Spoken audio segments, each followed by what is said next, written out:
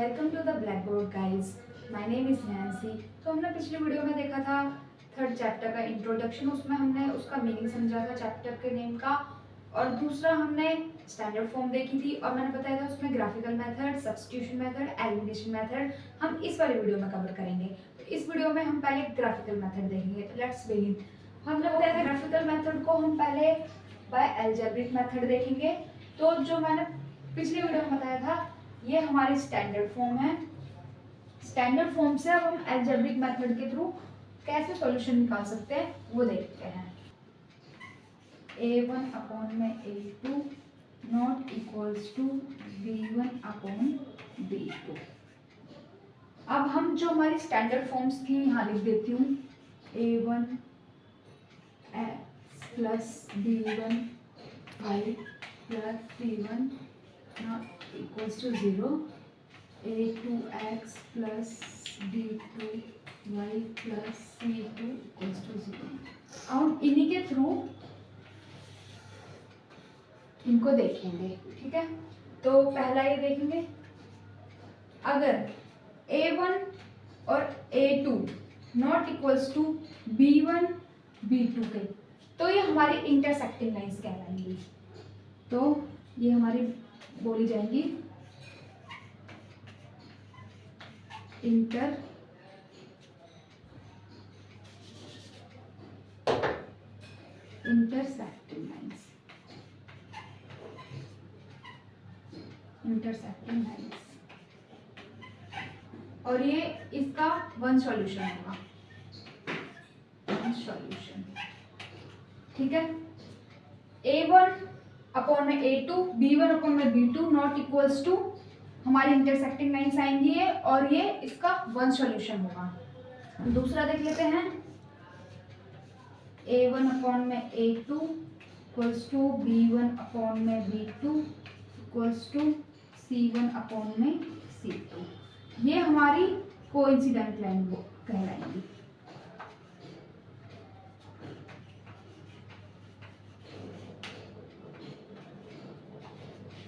Coincident line, और ये इसके सॉल्यूशन होंगे मैनी सॉल्यूशन।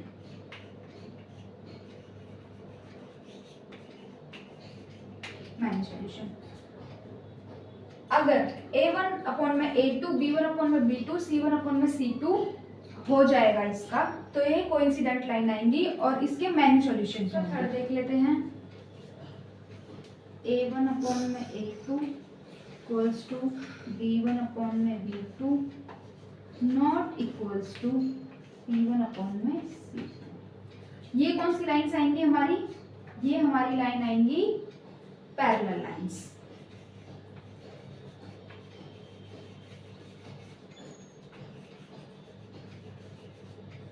और इसके सॉल्यूशन होंगे नो सॉल्यूशन, इसका एक भी सॉल्यूशन नहीं होगा, ठीक है। तो ये हमारा अलजेब्रिक के थ्रू देखेंगे हम इनको, कि हम बिना ग्राफिकली रिप्रेजेंटेशन के हम ऐसे इनके सॉल्यूशन निकाल सकते हैं इनके थ्रू।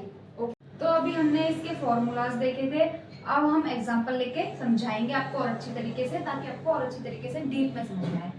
एग्जांपल ले लेते हैं यहाँ पे कोई भी। For example 2x plus 3y equals to 9, 5x plus 7y equals to 10। अब हम देखेंगे इसको पहले फॉर्मूला के थ्रू। a1 अपॉन में a2 not equals to b1 upon में b2। अगर इसके इक्वल भी आ जाता है तो फिर हम सेकंड वाला फॉर्मूला देख लेंगे, लेकिन अभी देखते हैं इसमें इसके इक्वल आता नहीं आता है। तो पहले के थ्रू देखते हैं, a1 अपॉन में a2 करके देखते हैं। यहाँ से देखते हैं, a1 अपॉन में a2 equals to b1 upon में b2। देखते हैं, a1 दे रखा है यहाँ पे 2 अपॉन में, और a2 दे रखा 5 इक्वल्स टू यहाँ पे b2 दे रखा है 3, और b1 दे रखा था 3 और b2 दे रखा है 7। तो यहाँ पे आप देख सकते हैं क्लियरली 5/2 3/7, तो ये दोनों इक्वल नहीं है, लेफ्ट हैंड साइड और राइट हैंड साइड दोनों इक्वल नहीं है, तो ये हो जाएगा नॉट इक्वल्स टू। और मैंने पहले ही बताया था a1 अपॉन में a2 not equals to b1 upon में b2। ये कौन सी लाइंस होती हैं? इंटरसेक्टिंग लाइंस होती हैं। तो ये हमारी इंटरसेक्टिंग लाइंस होंगी और इसका वन सॉल्यूशन होगा। अब इसको ग्राफिकली मेथड रिप्रेजेंटेशन के थ्रू कैसे देखेंगे ये हम इसके बाद देखेंगे। और अगर हम सेकंड वाला देखें a1 अपॉन में a2 equals to b1 upon में b2 equals to c1 upon में c2, वो वाली लाइंस कौन सी थी? हमारी कोइंसिडेंट लाइन थी और उसके मैनी सॉल्यूशन थे। अगर उसका एग्जांपल लेकर हम सेकंड वाला फॉर्मूला जो था हमारा वो था कोइंसिडेंट लाइन का a1 अपॉन में a2 b1 equals to b1 upon में b2 नॉट और इक्वल्स टू c1 अपॉन में c2। तो जो तीनों इक्वल थे वो वाला देखते हैं। एक एग्जांपल ले लेते हैं, एग्जांपल 2 9x प्लस में 3x प्लस में 12 इक्वल्स टू 0। और यहाँ ले लेते हैं 18x प्लस में 6y, यहाँ पे y आएगा -2।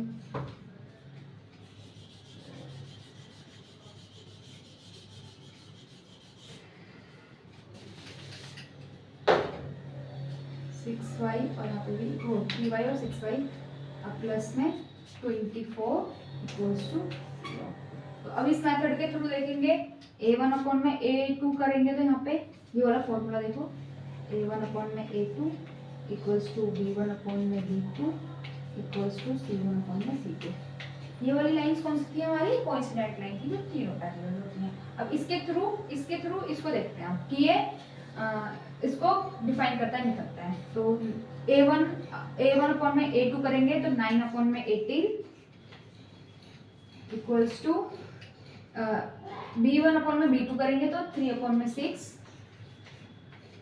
इक्वल्स टू c1 अपॉन में c2 करेंगे तो c1 की वैल्यू दे रखी है 12 और c2 की वैल्यू दे रखी है 24। यहाँ करो 24 अपॉन में 12 अपॉन में 24 इक्वल्स टू 0 कर देंगे। तो अब इसको हम और कट करके छोटा करेंगे इसको। तो 9 अपॉन 9 1 जा 9 9 2 जा 18 1 अपॉन में 2 3 1 जा 3 3 2 जा 6 1 अपॉन में 2 यहाँ पे भी 12 1 जा 12 और 12 2 जा 24। यहाँ पे देखो तीनों को कट किया मैंने तो सेम आंसर आ रहा है सिमिलर 1 अपॉन 2 1 अपॉन 2 1 अपॉन 2। तो इसको यहाँ लिखेंगे 1 upon 2 equals to 1 upon 2 equals to 1 upon 2 और इक्वल्स टू 0। तो ये कौन सी लाइन आ गई? हमारी कोइंसिडेंट लाइन आ गई। और इसके कितने सॉल्यूशन होते हैं? मैनी सॉल्यूशन होते हैं। हम एग्जांपल थर्ड लेके थर्ड वाला जो फॉर्मूला था हमारा उसको देखेंगे। a1 अपॉन में a2 equals to b1 upon में b2 not equals to c1 upon में c2।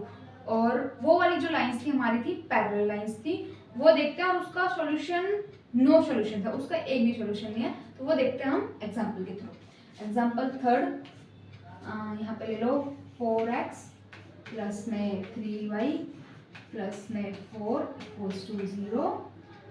दूसरा ले लो, यहाँ पे भी ले लो 4x प्लस 3y प्लस में 20 इक्वल्स टू 0। इस एग्जांपल के थ्रू देखेंगे हम वो वाला फॉर्मूला, ये वाला a1 अपॉन में a2 equals to b1 upon में b2 not equals to c1 upon में c2। इस वाले फॉर्मूले के थ्रू देखेंगे कि हमारी लाइंस कैसे रिएक्ट करती हैं। तो यहाँ पे लिख लो a1 अपॉन में a2 लिखेंगे तो 4/4 इक्वल्स टू b1 अपॉन में b2 करेंगे तो 3/3 और यहाँ पे करेंगे इक्वल्स टू c1 अपॉन में c2 करेंगे तो 4/20 इक्वल्स टू 0। अब इनको कट करेंगे 4 1 जा 4 4 1 जा 4 3 1 जा 1 3 1 जा 1 4 1 जा 4 4 5 जा 20। तो अब देखो 1 अपॉन में 1 इक्वल्स टू 1 अपॉन में 1 नॉट इक्वल्स टू 4 1/5 और नॉट इक्वल्स टू 0। तो a1 अपॉन में a2 b1 अपॉन में b2 not equals to c1 upon में c2 1/1 1/1 नॉट इक्वल्स टू 1/5। तो इससे ये प्रूव हो रहा है कि हमारी पैरेलल लाइंस है और इसके नो सॉल्यूशंस हैं। तो अभी हमने अलजेब्रिक मेथड के थ्रू देखा था, वो सारे फॉर्मूलेस देखे थे 3, और अब हम देखेंगे उसे ग्राफिकली रिप्रेजेंटेशन उसकी कैसी होगी। तो एक एग्जांपल ले लेते हैं, for example x plus 3y equals to 6 and 2x minus 3y equals to 12। ठीक है, तो हम इसके थ्रू अब देखेंगे अपनी ग्राफिकल रिप्रेजेंटेशन। तो पहले बॉक्स बना लेंगे इक्वेशन फर्स्ट के लिए, इसको इक्वेशन फर्स्ट लेट कर लो, इसको इक्वेशन सेकंड। तो अब इसके लिए बॉक्स बनाएंगे, 3 कॉलम बना लो, यहाँ x यहाँ y। अब हम ऐसे लेट करेंगे इसको, अगर हम x को 0 लेते हैं, लेट्स सपोज हमने x 0 लिया, तो अब हम यहाँ पे 0 पुट करेंगे तो 3y की वैल्यू कितनी आएगी? तो यहाँ पे देखो ऐसा करेंगे, यहाँ पे ले लो x plus 3y equals to 6 है।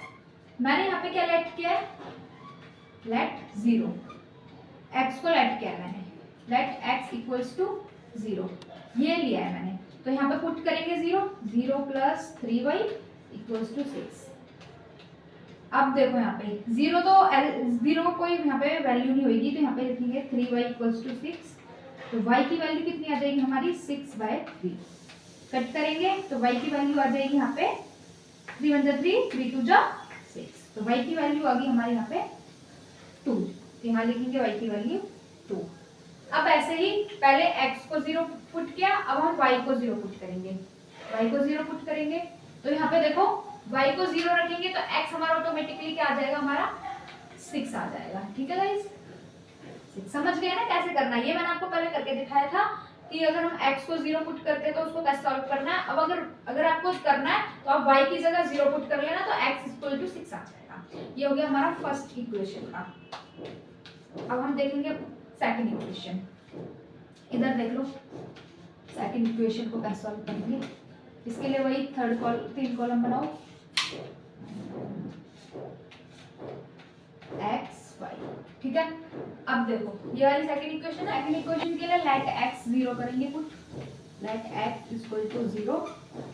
अब जो हमारी सेकंड इक्वेशन है ये वाली 2x minus 3y equals to 12। अब हम इसमें 0 पुट करेंगे x की जगह, तो 2x की जगह कितनी? 0 माइनस 3y इक्वल्स टू 12। ठीक है, तो 2 को 0 से इंटू करेंगे तो 0 माइनस 3y इक्वल्स टू 12। अब यहाँ पे 0 है तो इसकी कुछ वो नहीं है, तो 3y इक्वल्स टू 12। अब y की वैल्यू निकाल लो, 12 अपॉन में माइनस का 3, 3 1 3 3 4 12, तो y आ गया हमारा 4। तो x हमने क्या करा था? 0 पुट किया था, तो y कितना आया? 4। अब y को 0 पुट करेंगे, y को 0 पुट कर लो इधर, y को 0 पुट करेंगे x की टर्म में, तो यहाँ पे 2x है, तो ये x की वैल्यू क्या आ जाएगी? यहाँ पे आके 2 क्या हो जाएगा? डिवाइड, 2 1 2 2 6 12, तो ये आ जाएगा 6। ठीक है, अब दोनों की निकल गई है, ये सेकंड इक्वेशन की और ये फर्स्ट इक्वेशन की। अब इसको ग्राफ पे कैसे प्लॉट करते हैं वो सीखेंगे। अब देखेंगे हम कि जो ये हमने वैल्यूज निकाली हैं इन्हें हम कैसे ग्राफ पे प्लॉट करेंगे। ग्राफ कहाँ तक जा रहा है हमारा? प्लस नहीं जा रहा है, 6 तक जा रहा है। तो देखो यहाँ पे ग्राफ ऐसे बनाएंगे,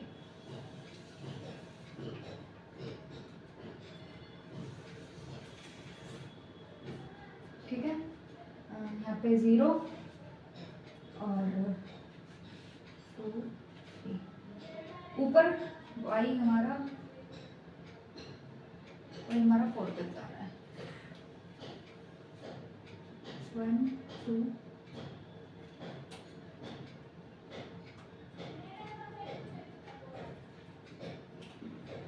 2 3 4 5, आ जाओ 1 2 3 4 5 1 2 -1 -2 1 2 3 4 5 6 7 1 2 3 4 5 6 7, x axis y axis y axis, यहाँ पे -1 -2 -3। आप कॉपी में अगर प्रॉपर स्केल के थ्रू करोगे तो अच्छे से समझ में आएगा। यहाँ पे बोर्ड पे ऐसे है। तो अब देखो यहाँ पर फर्स्ट इक्वेशन को पुट करेंगे। पहले तो ये इक्वेशन फर्स्ट है हमारी जो हमने निकाली है, ये इक्वेशन सेकंड है। तो x हमारा क्या है 0 और y क्या हमारा 2 है। x 0 y 2, यहाँ पे x 0 y 2। जो ये पहली वाली टर्म होती है ये x होती है, दूसरी वाली जो टर्म होती है ये y होती है। ये हमेशा याद रखना, ठीक है। और अब क्या हमारा x 6 है और y 0 है। y x हमारा 6 है, y क्या हमारा 0। पहली वाली टर्म x, सेकंड वाली टर्म y, ये हमेशा याद रखना, ठीक है। फर्स्ट इक्वेशन हमने वहां पे दिखा दी है शो करके। अब इसको हम इसकी लाइंस को मिलाएंगे यहाँ पे ऐसे। यहाँ से ये लाइन जाएगी ऐसे,